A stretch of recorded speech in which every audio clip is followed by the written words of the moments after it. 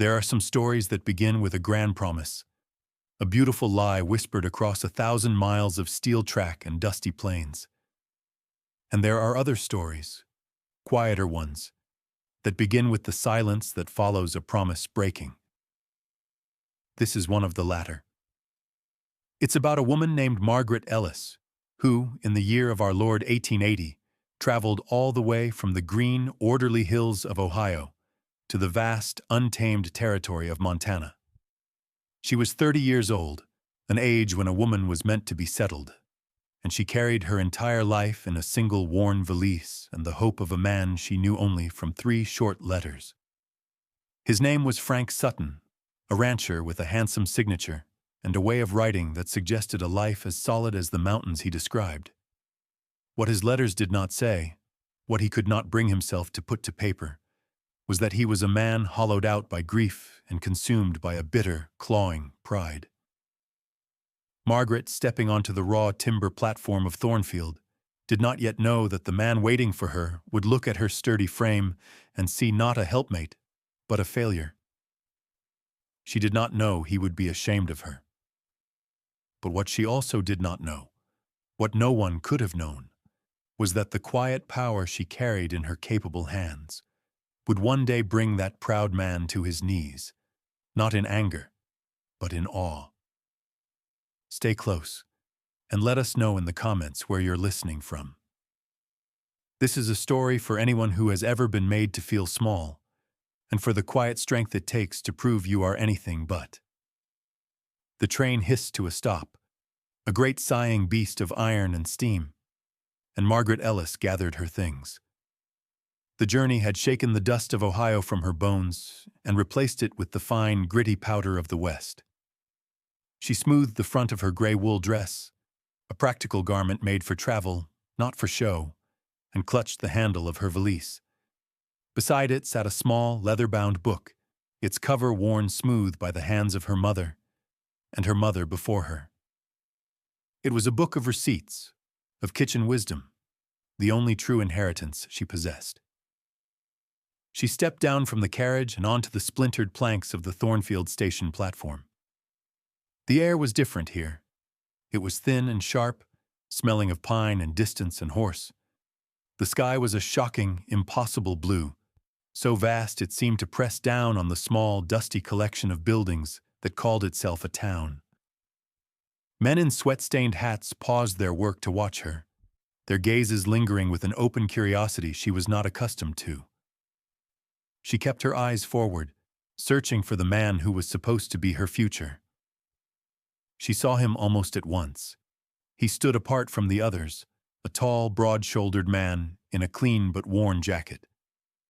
He was handsome, just as the small, faded photograph he'd sent had suggested, with a strong jaw and dark hair. But the photograph had not captured the look in his eyes. As she drew closer, she saw him take her in, a slow, deliberate appraisal from her sensible boots to the coil of plain brown hair at the nape of her neck. And in that single, sweeping glance, she saw the welcome in his face curdle and die. The smile he had perhaps prepared was stillborn on his lips. He had been expecting someone else, someone different, someone smaller, thinner, prettier. The knowledge landed in her stomach like a cold stone. Frank Sutton was a man disappointed, and she was the source of his disappointment. He strode forward, his steps heavy on the boards. He did not offer a hand. He did not say her name. "You're Miss Ellis," he stated, his voice flat and devoid of warmth. It was not a question. "I am," she said, her own voice steadier than she felt. She would not let him see her tremble. "Mr. Sutton."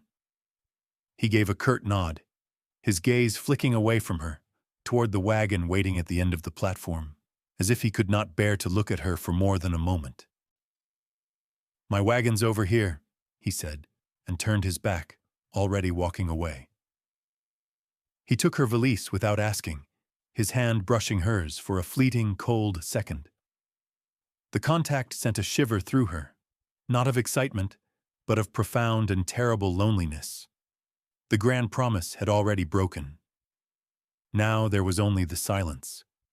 The wagon ride to the ranch was a study in that silence. It was a living thing, stretching between them, thick with his unspoken judgment. Frank Sutton did not speak a single word.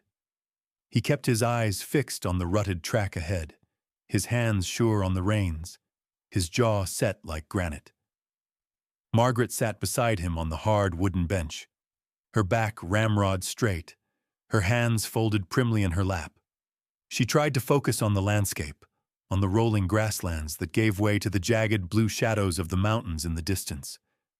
It was a beautiful country, stark and wild and powerful. It should have filled her with a sense of wonder, of new beginnings. Instead, it felt alien and immense, a place that could swallow a person whole.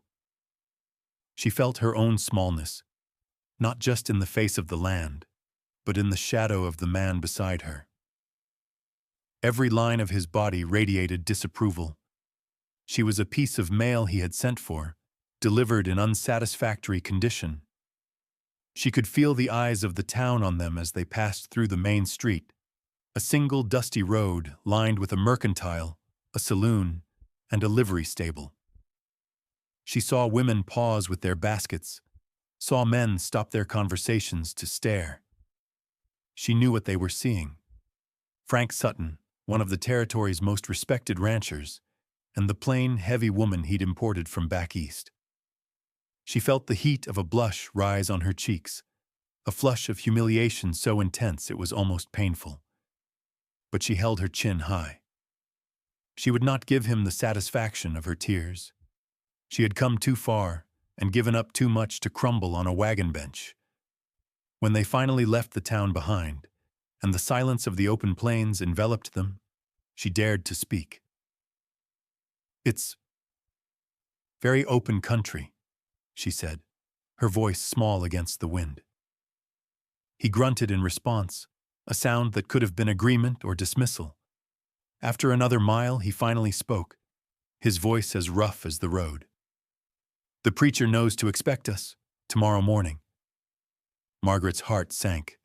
There would be no courtship, no getting to know one another, just a transaction, to be completed as quickly as possible. "I see," she said.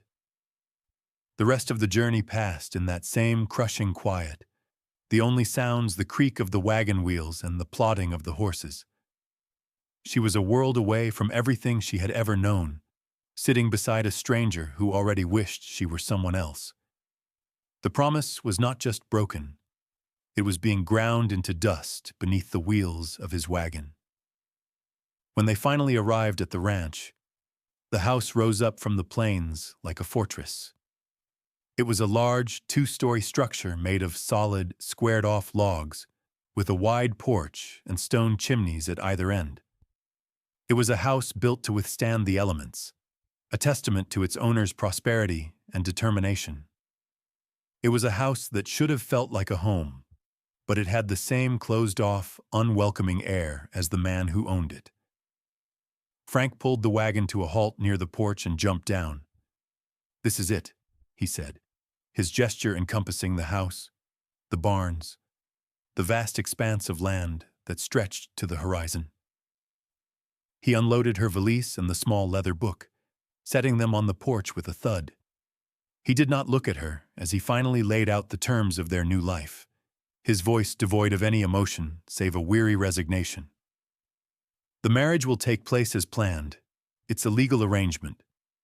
You'll have your own room upstairs. The house will be your domain. The kitchen," he said, his eyes finally meeting hers for a brief, cold moment, "is your responsibility. I have a dozen hands to feed, 3 times a day. I expect them to be fed on time." There was no welcome home, no "I hope you'll be happy here." It was a list of duties, a contract. He was hiring a cook and a housekeeper who would also bear his name, nothing more. Margaret felt a knot of defiance tighten in her chest. She had not traveled 1,000 miles to be a scullery maid, but looking at his hard face, at the unyielding set of his shoulders, she knew there was no room for argument. Her options had narrowed to this single, unpalatable choice: accept his terms or be stranded and penniless in a strange land. She took a slow, steadying breath. "I understand my duties, Mr. Sutton," she said, her voice clear and even. She would meet his coldness with her own quiet dignity. She would not beg for the warmth he was unwilling to give. She would do the job she had been brought here to do. She would be his wife in name, and she would run his house. And in the kitchen, in the one space he had assigned to her, she would build a world of her own. He seemed taken aback for a second by her composure, as if he'd expected tears or protestations. He simply gave another curt nod. "Good," he said, and then he turned and walked toward the barn, leaving her alone on the porch with her meager belongings and the wreckage of her hopes. The first few weeks were a silent truce. Margaret moved through the large, sparsely furnished house like a ghost, her presence acknowledged only by the results of her labor. The house, she quickly discovered, had been kept by a succession of ranch hands' wives, or when there were none, not at all. It was clean enough on the surface, but a fine layer of dust coated everything, and the air was stale with neglect. The kitchen, however, was her greatest challenge and her greatest solace. It was a large room with a massive cast-iron stove, a long work table, and shelves of mismatched crockery. It was a functional space, but it had no heart. It smelled of old grease and disuse. Frank had assigned her this room as a place of work, a cage of domestic duty, but Margaret saw it as a canvas. She began the slow process of claiming it. She scoured the stove until the iron gleamed. She scrubbed the wooden floors on her hands and knees, the scent of lye soap sharp and clean in the air.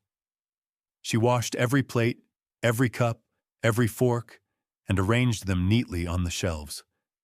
Slowly, painstakingly, she was erasing the loneliness from the room. Her days fell into a steady, predictable rhythm. She rose before the sun, grinding the coffee beans and setting the pot to boil on the stove long before Frank's heavy boots sounded on the stairs. He would come in, pour himself a cup, and drink it standing by the door, his back to her, before heading out to the barns. He never spoke. He never said thank you. But the coffee was always gone when she cleared the cup away. She would spend the mornings baking bread, the rhythmic kneading of the dough a comfort to her sore heart. The smell of yeast and warm flour began to permeate the house, a scent of life and care that had been absent for too long.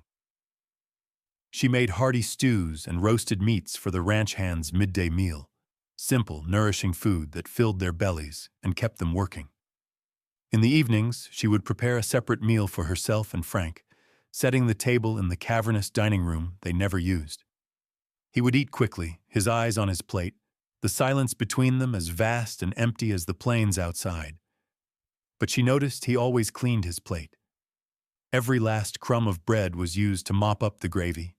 Every spoonful of stew was consumed. It was the only praise she received, and she learned to accept it as enough. One afternoon, as she was polishing a dusty window pane, she saw him out by the woodpile splitting logs with a fierce, percussive rhythm. Instead of leaving the wood in a heap, he began carrying it, armload by armload, to the porch outside the kitchen door, stacking it neatly against the wall. He was ensuring she would not have to venture out into the cold for firewood. He never mentioned it. The next morning, the neat stack was simply there. Margaret felt a strange flutter in her chest. It was not kindness, not exactly. It was a practical gesture, a provision. But it was also an acknowledgement. He saw her work, he saw her needs, and in his own silent, graceless way, he was meeting them. They were two strangers living under one roof, bound by a loveless contract. But they were slowly, imperceptibly, building a language without words. A language of hot coffee and stacked firewood, of clean plates and warm bread. As the weeks turned into months, the rhythm of their silent cohabitation deepened. The Montana autumn bled its gold and russet hues across the plains, and a chill began to creep into the morning air. Margaret found a small, neglected patch of earth by the kitchen door that caught the morning sun. With a trowel she'd found rusting in the barn, she turned the soil, her hands sinking into the rich, dark earth. She had carried a small, cloth-wrapped bundle of seeds with her from Ohio. Parsley, thyme, rosemary, sage. Her mother had always said a kitchen without an herb garden was a kitchen without a soul. She planted the seeds in careful rows, tending to them with a devotion that was almost prayerful. It was a small piece of her old life, a connection to the mother she missed so dearly, planted in the hard soil of her new one. Frank watched her sometimes, from a distance. She would catch a glimpse of him standing by the corral, his hat pulled low, his gaze fixed on her as she knelt in the dirt. He never approached, never spoke of it. But one Saturday afternoon, she came out to find 4 sturdy posts driven into the ground around her small garden, with chicken wire stretched between them. A small, functional fence, just high enough to keep out the stray chickens and wandering dogs. He had built it while she was inside baking. He had seen her small act of hope, and he had protected it. The gesture was so unexpected, so quietly considerate, that it brought tears to her eyes. She wiped them away quickly, embarrassed by her own emotion. That evening, when she served him his roast chicken, she had seasoned it with the first cuttings of her own thyme and rosemary. He took a bite, paused, and looked down at his plate. He didn't say anything, but she saw him take another, slower bite, as if trying to place the flavor. It was a small thing, a shift so subtle it was almost imperceptible, but it felt like a conversation. The narrator might say that some marriages are built on whispered declarations and stolen kisses. Frank and Margaret were building theirs with fresh herbs and a well-made fence. It was a strange and silent courtship, conducted through the language of domestic care. She learned the sound of his horse's gait and knew when he was returning at the end of a long day. She would make sure the kettle was on, that a plate of fresh biscuits was waiting on the table. He, in turn, began leaving a bucket of fresh milk from the morning's milking on the kitchen steps for her, saving her the trip to the barn. He fixed a loose board on the porch that he'd noticed her trip on once. These were not the actions of a lover, but they were the actions of a partner. A reluctant partner, perhaps, but a partner nonetheless. Slowly, the house began to feel less like a fortress and more like a shared space. Her mother's recipe book, which she'd kept hidden in her valise, now had a permanent place on the kitchen counter, its pages falling open to recipes for apple pie and sourdough starter.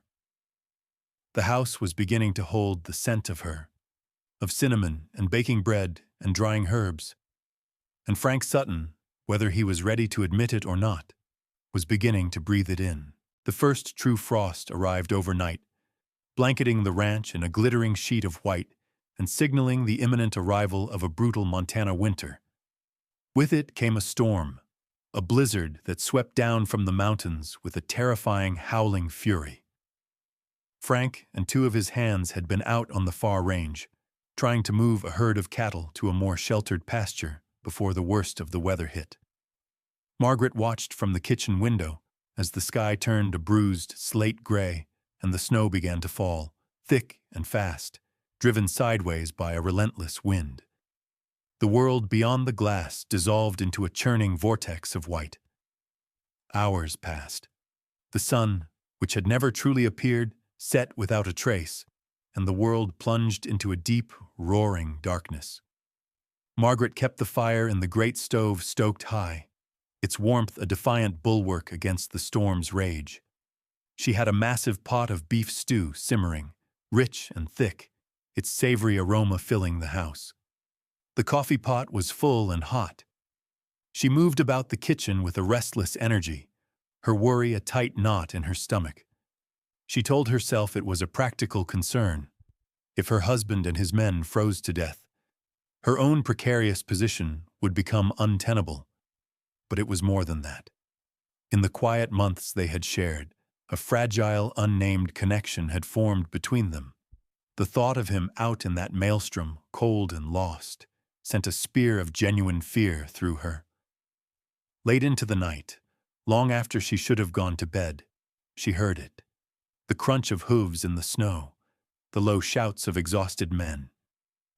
She rushed to the door, pulling it open against the force of the wind, and saw them stumbling toward the house like ghosts, their hats and shoulders caked in snow, their faces obscured by ice-caked beards. They staggered into the warmth of the kitchen, bringing the frozen breath of the storm with them. The two ranch hands, young men barely out of their teens, mumbled their thanks and collapsed into chairs, their hands shaking as they reached for the mugs of coffee she poured. Frank stood last, leaning against the doorframe, his broad shoulders slumped with a weariness that seemed bone-deep. His face was chapped raw by the wind, and his eyes were red-rimmed and hollow. He looked utterly defeated. Margaret said nothing. She simply ladled the hot stew into 3 deep bowls and placed them on the table, along with a plate of the bread she had baked that morning. The men ate in silence, their exhaustion too great for words. Frank sat down heavily, picked up his spoon, and lifted it to his lips. He took the first mouthful, and his eyes closed for a long moment. It was a gesture of pure, unadulterated relief. The warmth of the food seemed to seep into him, chasing away the chill. He ate half the bowl before he looked up, his gaze finding hers across the table. The air was thick with the smell of wet wool and hot food, the sound of the wind rattling the windows. In the warm bubble of the kitchen, the storm felt a world away. "Good stew," he said, his voice a low, rough rasp. It was the first direct compliment he had ever given her. It was more than a comment on the food. It was an admission. It was gratitude. It was a crack in the icy wall he had built around himself. In that moment, in the haven she had created from the storm, he saw her not as the woman who had disappointed him, but as the woman who had kept the fire burning, who had waited up, who had a hot meal ready. The transaction was over. This was something else. The thaw after the storm was not just in the weather. The blizzard had broken something open between them, and the silence in the house became less heavy, more companionable. He still left before dawn, but sometimes he would linger for a moment by the stove, warming his hands, and his good morning was no longer a clipped formality, but a quiet greeting. The profound chill between them had lessened to a bearable coolness. One evening, after the supper dishes were cleared, he found her sitting on the porch in one of the 2 rocking chairs, the twilight painting the sky in shades of lavender and rose. She was holding her mother's leather-bound recipe book in her lap, her fingers tracing the faded gold lettering on the cover. He hesitated in the doorway for a moment, then came out and sat in the other chair, its wooden runners creaking a companionable rhythm against the floorboards. For a long while they sat without speaking, watching the day die over the mountains. Then he cleared his throat. "That book," he said, nodding toward it. "You're always holding it." Margaret looked down at the familiar object. "It was my mother's," she said softly. "Her mother's before that. It's more than recipes, it's them." She opened it to a page stained with vanilla and butter, the script a beautiful looping cursive. She believed you could fix most of life's troubles with a good meal. That kindness was a thing you could taste. Frank was quiet for a moment, watching her. Then he offered a piece of his own history, a story he had clearly never shared with her. "My first wife, Eleanor," he began, his voice low and strained.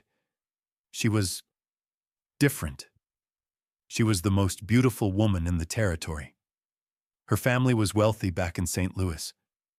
When she agreed to marry me, I felt like the king of the world."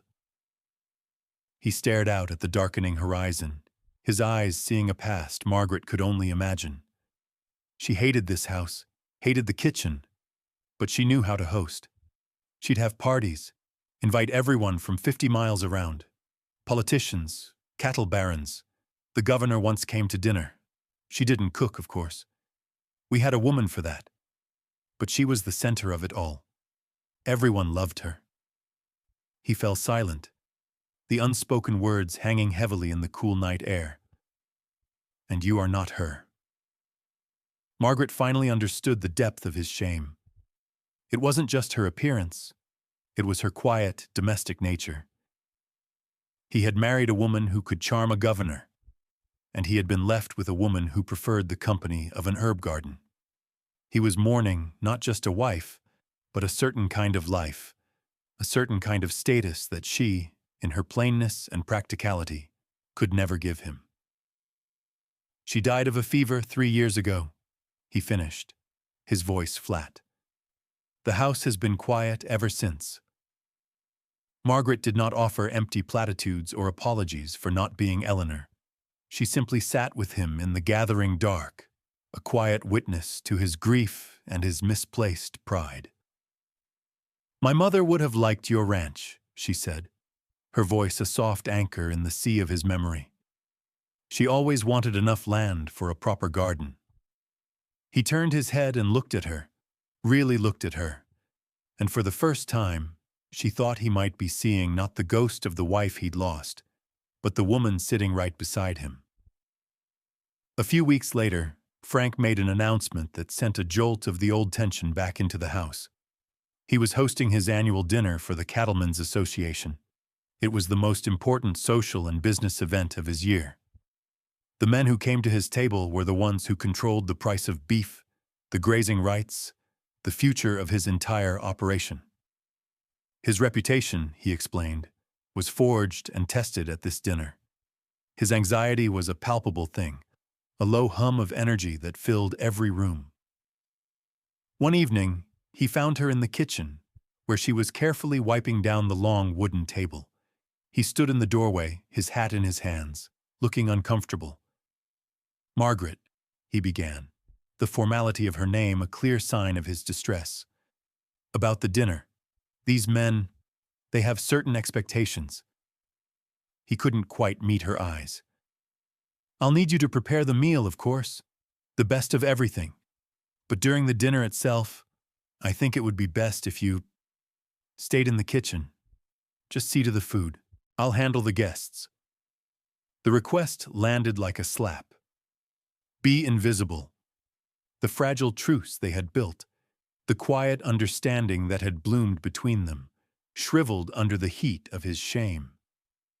He was still the man who had met her at the station, the man who was embarrassed to be seen with her. The progress she had imagined was just that, imagination. A sharp, bitter pain lanced through her, but she walled it off, burying it deep. Her composure was her armor, and she would not let it fall. "Of course, Frank," she said, her voice perfectly level. "I'll ensure the meal is satisfactory." He looked relieved, the tension draining from his shoulders. He was grateful for her compliance, for her willingness to be hidden away. He didn't see the hurt in her eyes, because he wasn't looking for it. For the next week, Margaret threw herself into her work with a silent, focused fury. The kitchen became her sanctuary and her battlefield. This meal would not just be satisfactory, it would be a masterpiece. It would be her response to his command of invisibility. She would cook a meal so magnificent that it would speak for her. She would pour all of her skill, all of her mother's wisdom, all of her own quiet, wounded pride into every dish. She chose the finest cut of beef from the smokehouse. She planned a gravy that would take 2 days to make.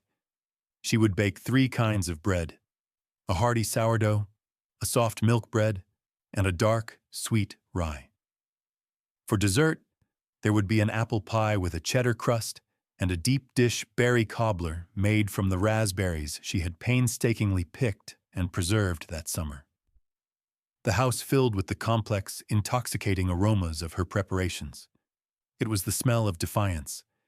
It was the scent of a woman who, when told to be invisible, decided instead to become unforgettable. The night of the dinner arrived, cold and clear. The house, for the first time since Margaret's arrival, was filled with light and noise. She could hear the deep, booming voices of men from the parlor, the clink of whiskey glasses, the hearty laughter. Frank was playing the role of the magnanimous host, a role he had clearly perfected with Eleanor by his side. From her post in the kitchen, Margaret felt a million miles away. She was the unseen engine running the entire affair. With the help of a young girl from a neighboring homestead hired to carry plates, she began to send out the food. She had set up a pass-through on a small table by the kitchen door, so she never had to enter the dining room, never had to show her face. The first course went out, a hearty potato and leek soup, seasoned with her own thyme. The boisterous conversation in the dining room quieted for a moment, replaced by the sound of spoons against china. Then came the main course. The roast beef, cooked to perfection, dark and crusty on the outside, blushing pink within. The gravy, rich and complex. The mountains of creamy mashed potatoes, the glazed carrots, the 3 kinds of bread. She stood by the kitchen door, listening, and she heard the most wonderful thing. Silence. A profound, reverent silence, broken only by the clatter of forks and knives. The men were not talking. They were eating. After a few minutes, the silence was broken by a low murmur. Then a louder voice belonging to a man named Caldwell, the oldest and most powerful rancher in the valley. "Sutton," he boomed. "My God, man! This beef!" Another voice chimed in. "Never in my life have I tasted bread like this. Where did you find a cook like this?" The praise began to build, a rising chorus of appreciation from the other room. This gravy could bring a dead man back to life. Margaret felt a slow, warm bloom of triumph in her chest. She had done it.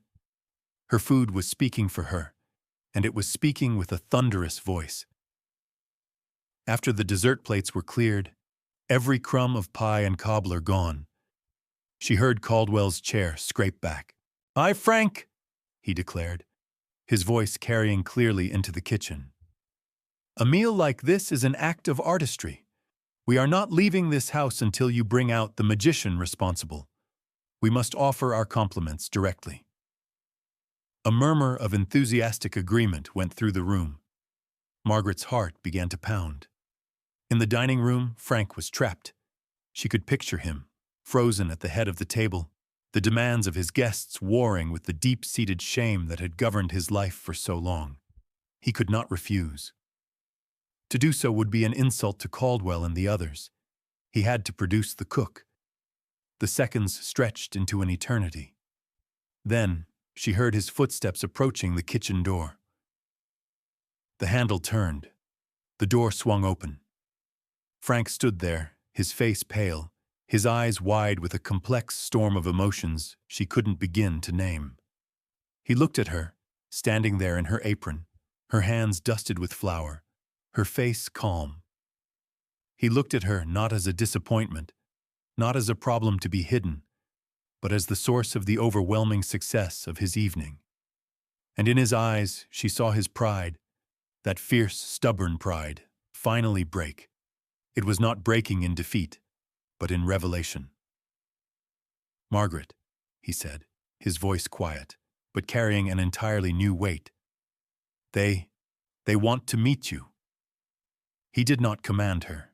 He did not instruct her. He looked at her, and for the first time, he asked. He took a hesitant step toward her and held out his hand.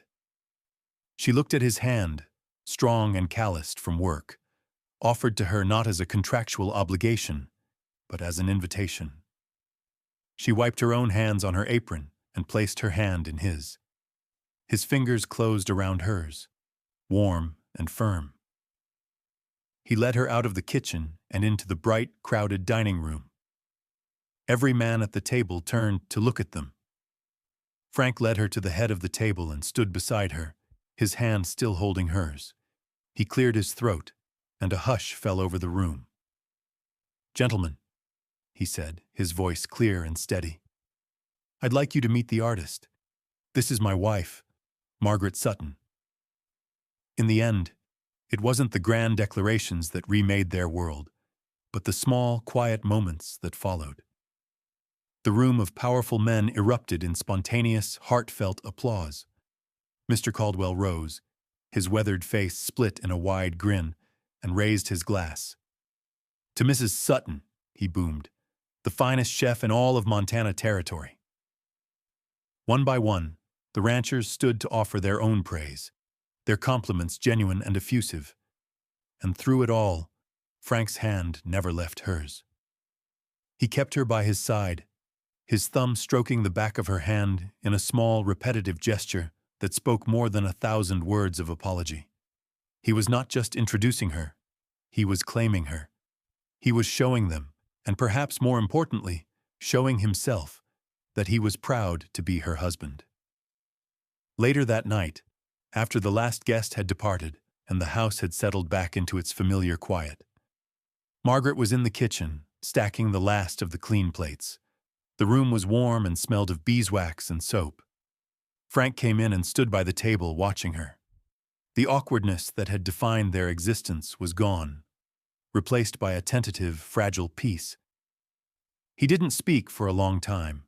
He simply picked up her mother's recipe book from the counter, handling it with a new reverence, as if seeing it for the first time.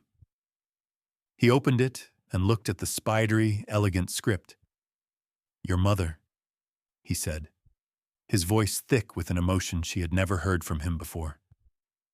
"She would be very proud of you." He looked up from the book, and his eyes met hers. "I am proud of you, Margaret." It was everything. It was the apology, the acceptance, the beginning. You see, some homes are built on shouted promises and grand passions, visible to all the world. But others, the quiet, sturdy ones, are built in the heart of a kitchen, with a language of warm bread and stacked firewood. They are built when one person, who has been made to feel invisible, is finally, truly seen. And they are cemented in the moment a man, blinded by his own pride, is forced to admit that the woman he tried to hide is the best part of himself. The heart of his home had been beating in the kitchen all along. It had just taken a table full of strangers to make him listen. Thank you for sharing this quiet space with us today. If this story of a woman's quiet strength meant something to you, we'd be honored if you'd let us know in the comments below. Until next time, be well and never underestimate the power of a well-cooked meal.